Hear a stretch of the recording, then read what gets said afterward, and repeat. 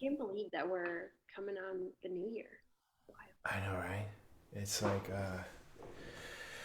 yeah, 2021 felt very, very fast to me. Um, Fastest year yet. yeah, I feel like I want to take a processing week, like just a week to process everything that's happened and then to process what's going on in 2022.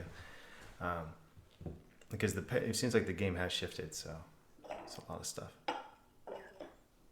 I'm ready for today. I feel good. Me too. Should we start it? Oh, we're Yeah. starting. We're live. Yeah. Yay. All right. Welcome to the podcast. I am your host, John Andrew Williams. Today I am here with Ashley Scott. Raj will be back next week. Happy the end of 2022, everybody. In 2020 or end of 2021. I was doing a lot of future self research this week and thinking about, okay, so what would it look like? How much do we want to you know push, like putting mindsets into 20, like where do you want to be at the end of 2022? Those ideas, especially I'm getting the powerful paragraphs, getting those ramped back up for 2022. Thinking about what will it look like? Like where do you want to be a year from now? But we always do this. I don't know. Anyway, I'm excited. Happy 2021, 2022, everyone. Yeah. Yeah. Happy end of 2021, 2022. This is wild. John, that I am curious about that. What can you share with those that are listening today about the future self with us stepping into this new year within the next couple weeks? Is there anything that's you're just really excited about? It's fascinating because there's the research around future self is robust, but they don't. But sometimes the researchers don't call them future selves. Sometimes they call them like temporal modulations or looking at milestones. I mean, there's some mixed research with having a demarcation between 2021 and 2022, like a new year, new you. There is some research that says that's valid, that there is usefulness in thinking of yourself as being a different version of yourself in these time markers. Similar with birthdays, big birthdays, turning of the year, these kind of things. But they often will break down too. So there's also research that says these kind of New Year's resolutions don't always work out. But the interesting thing about this research is that I think if you apply it to hope theory and you are thinking, okay, I'm being my same self, but I'm adopting this different set of action steps, that's hard. That's hard to do. I think if you're thinking, okay, there's a new year, what inner qualities do I want to emphasize? What's that inner work? Who am I? How am I being different from 2021 to 2022? That's a much different question. And that question involves an inner journey. You have to get curious. You have to go different places. You have to have an insight. You have to figure out, even defining what characteristic you want to emphasize is useful. And then you combine that with thinking about, okay, so now what are the actual pathways? And the thing I've been really riffing on is this idea of mental contrasting, where it's not just thinking about the positive, all of the awesome that's about to happen, but also contrasting that with, okay, what are the possible or potential challenges? And what's my plan to meet those possible and potential challenges? How am I really going to spend time thinking about, let's say you want to go to the gym, but it's snowing outside. Okay, so what's the plan? Like, what's the snow plan for working out?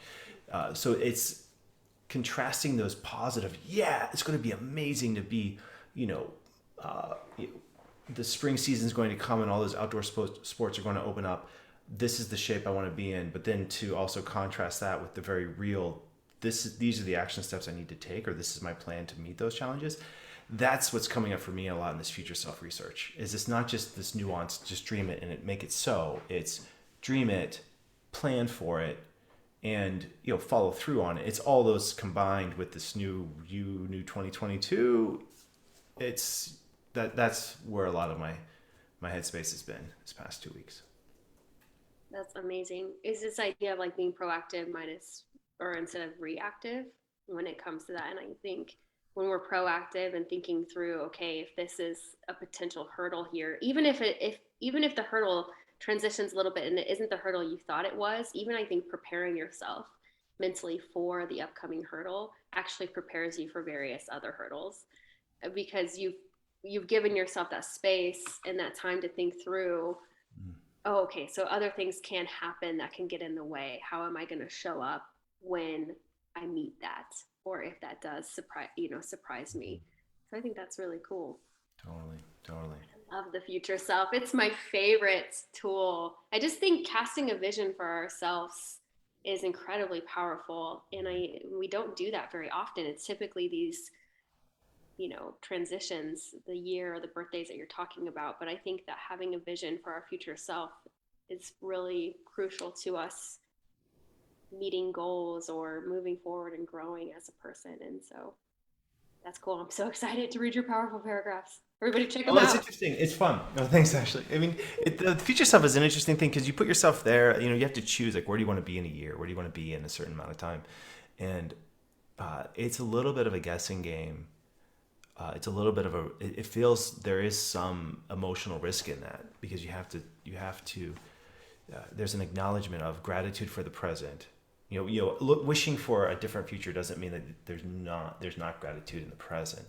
And I think one of the traps of the future self is thinking of yourself, or like having an imaginary. I mean, the researcher, her name starts with an O. It's like Ottenberg or something like that. I should know this. I've been reading it, but I haven't been saying it out loud. Like when you're in that research and you're just in research mode. I haven't actually had a conversation out loud about this. I'm in that space anyway. So her idea is like the positive fantasy. The positive fantasy is not useful because it can actually be harmful because you think, okay, I would love to be there. I'm not. Now I'm going to be hard on myself for not being where I wanted to be at this point. And it's that hard on yourself that is that the positive fantasy might actually be more harmful than if you just express gratitude for the present moment, right? So that's where she comes up with mental contrasting. That's the antidote to this positive fantasy idea. And if you can get into that space, I've been playing with it because I feel like, yeah, this feels right. It feels like, yeah, this is what you would do a lot of times naturally in a coaching session. But it's only like a checklist. It's like an internal checklist for this goal, and then seeing how that plays with motivation. I am fascinated, and so I'm looking at this thinking, okay, for me, the powerful paragraphs are as much a structure for me as everyone else. So I'm on board too. I want to read them as well, and I am like looking forward to them. And I think I got a system and structure where I can riff. I have my own creative plan in place that I've been trying to execute this past 2 weeks, and it's been going well. I have 5 ready to go. I'm ahead. I know by the 2 days. That's so good though. The powerful paragraphs are powerful. They're fun. It's 4 questions in a sentence. It's trying to mimic a life coaching session.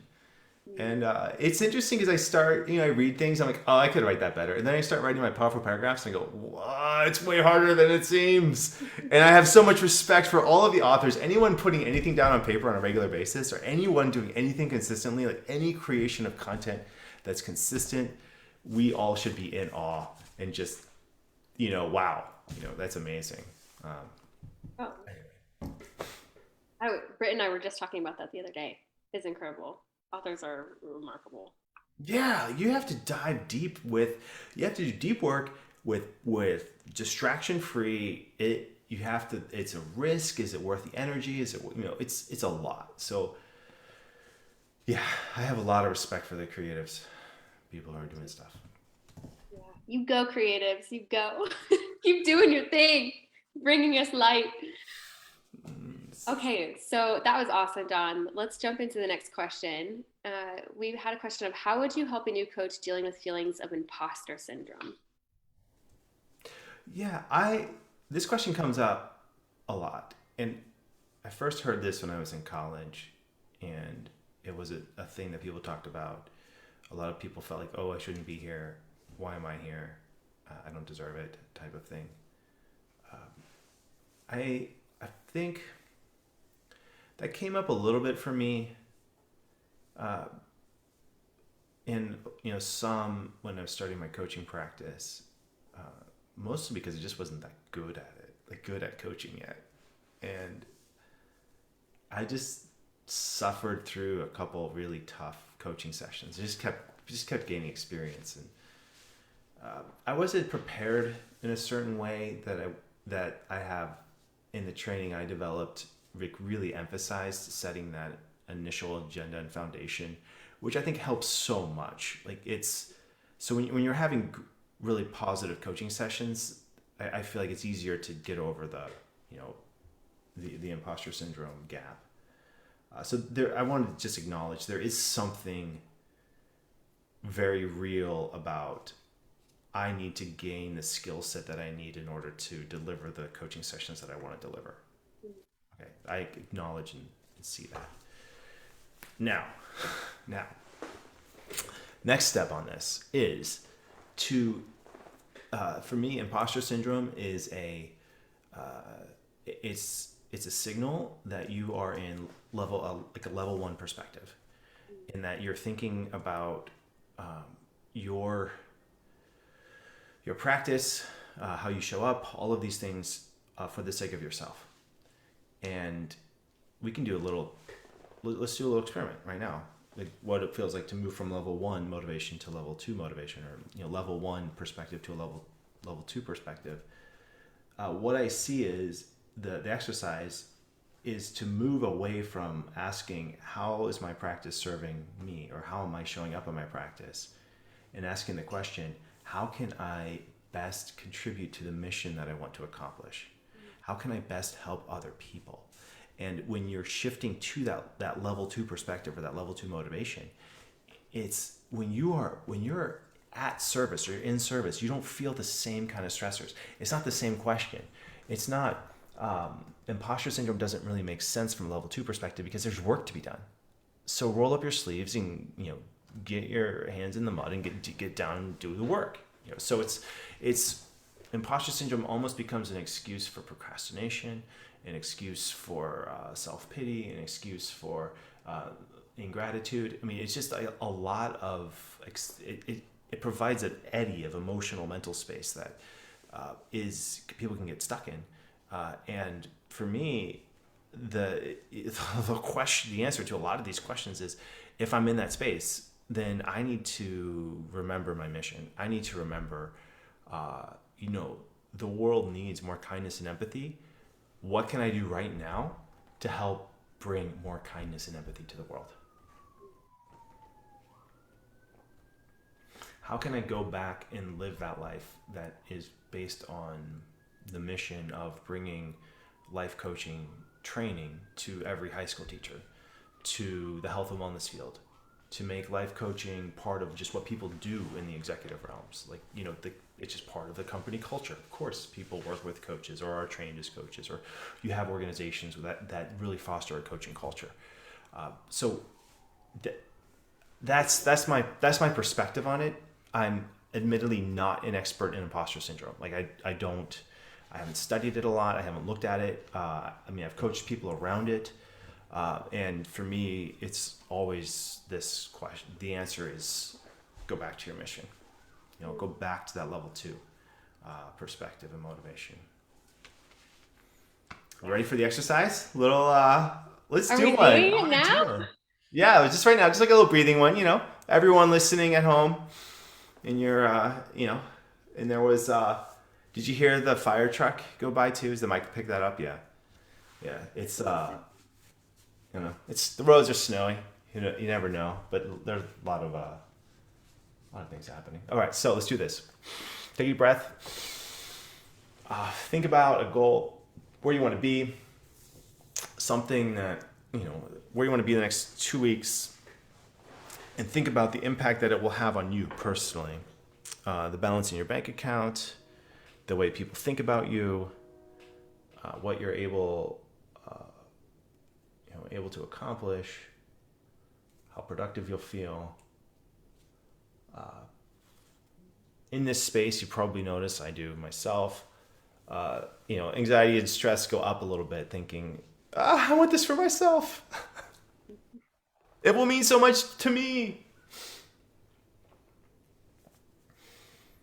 then you can feel the eddies. You can feel the little spinny places where your mental emotional energy is used to spinning around. And then just let it evaporate. Let that evaporate away. And take another deep breath.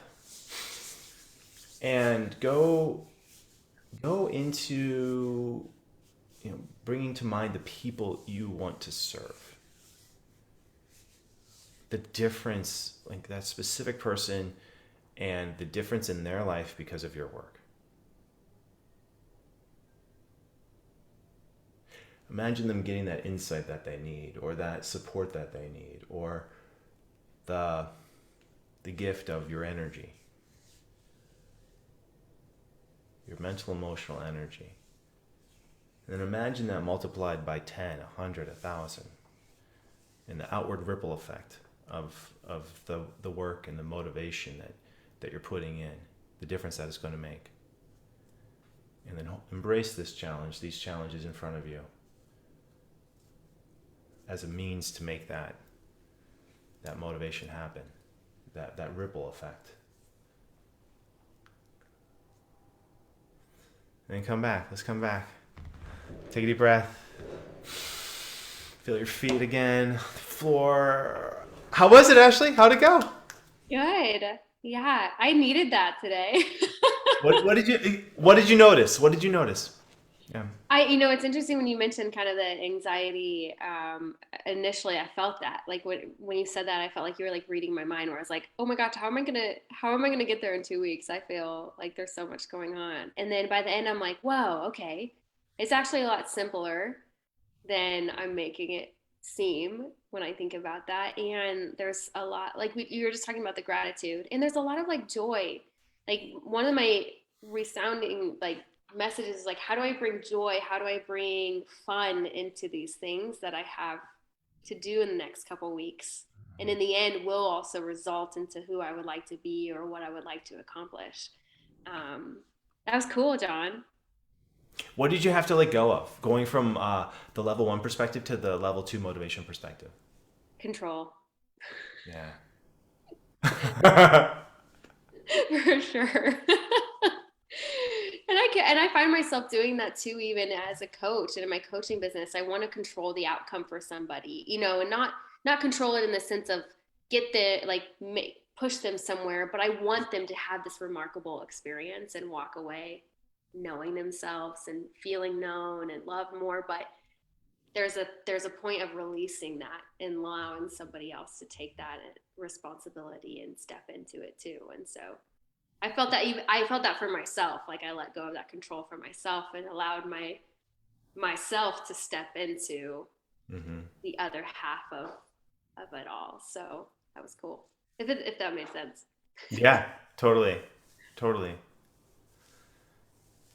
What happens to your mental emotional space when you really go into that level 2, like the ripple? Like when you were visualizing the ripple, what did you notice? Yeah, well, I didn't even see myself. Yeah. And I think that's what was really cool is I was seeing these other women that I'm coaching, or even the life coaches. One of the things I was thinking about is our life coaches in our community and helping them grow.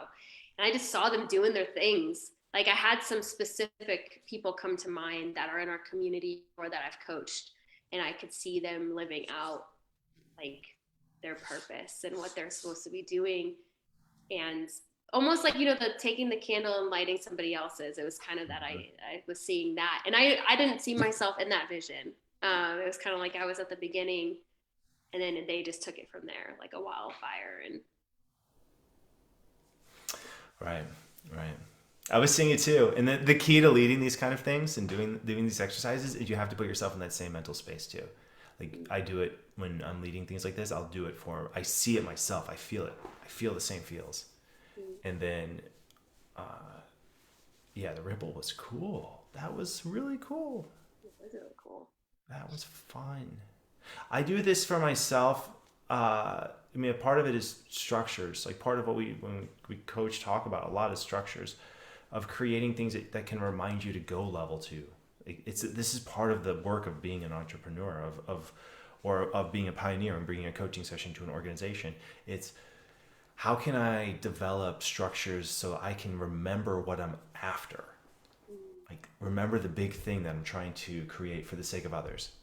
And if that happens, then it becomes, different things that pop up, negative things that might occur, pop up.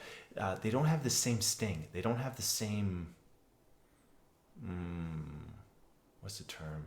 It does. Sometimes they get me, but oftentimes it's like, okay, like, um, not yet, but just keep going.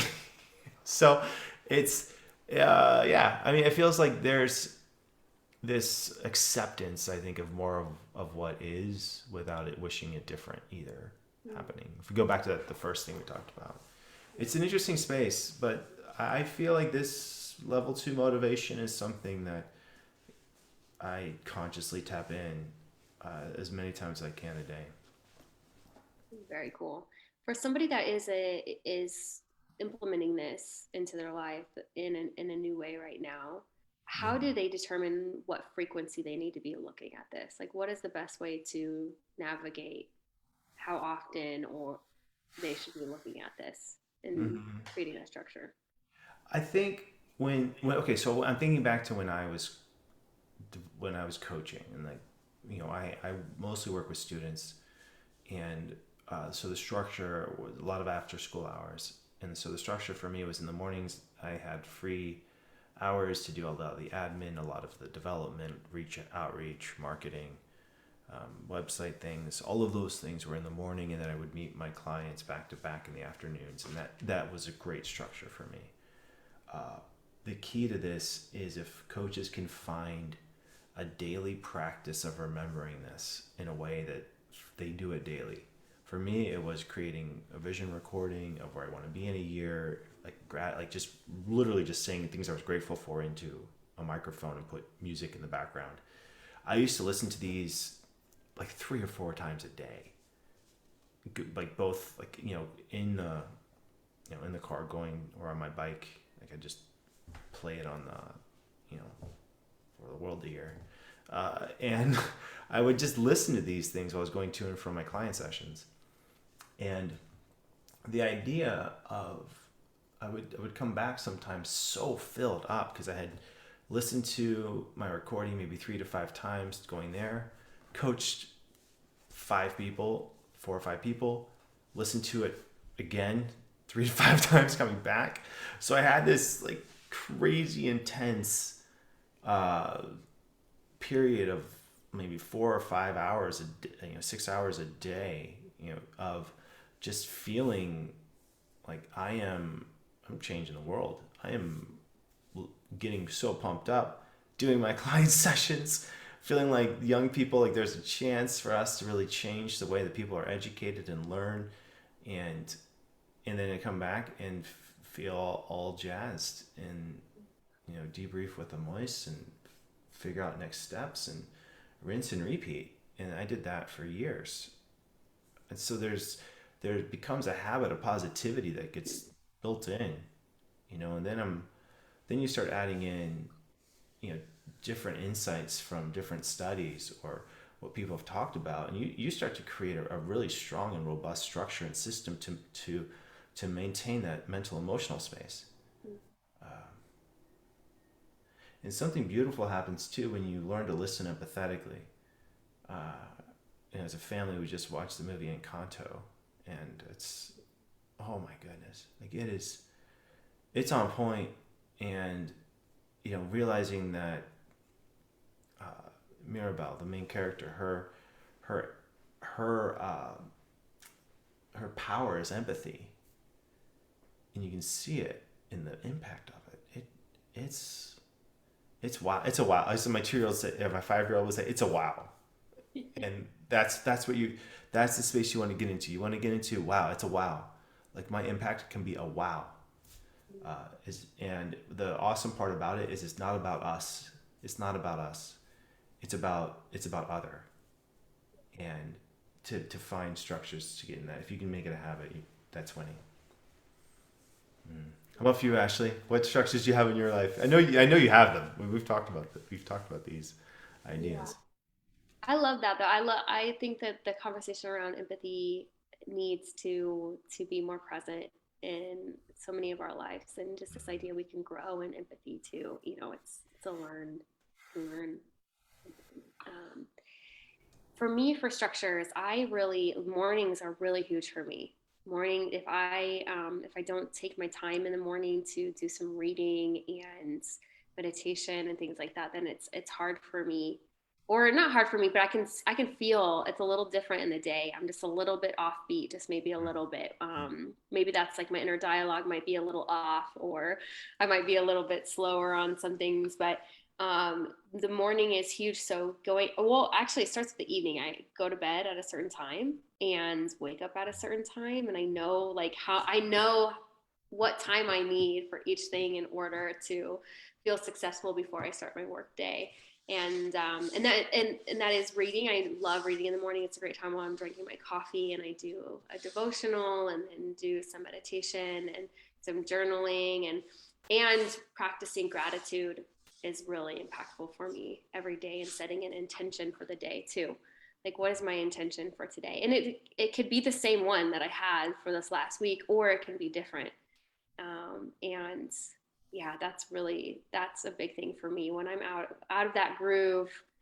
I can feel it definitely. I'm a little bit out of that groove right now because there's been so much going on, but this morning I was like, I am going to sit down, even if it's like I'm just listening to something that's going to be hit me to the core of my heart this morning. I need it. So um, I could feel that for today. I was like, wow, I'm really glad that I took time to do that.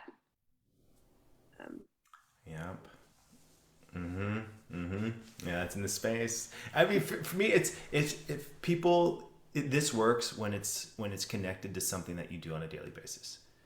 If like I do this when I drink my coffee, yeah, that's connection. That works. That checks out. Or I do this when I'm going to and from client sessions that I do on a daily basis. Yeah, that checks out. So it's just finding something that you do on a daily basis that you can connect your practice to. yeah, That's the key. yeah, that's And it so good. matters, especially, yeah. What'd you say? No, it matters. Like especially when you're alone. When you're doing your business alone, or you're isolated, you don't have a team around you. It becomes even more imperative to do these kinds of things. Yeah. And I would say even to get as like specific as what do you do before you go into a session with a client?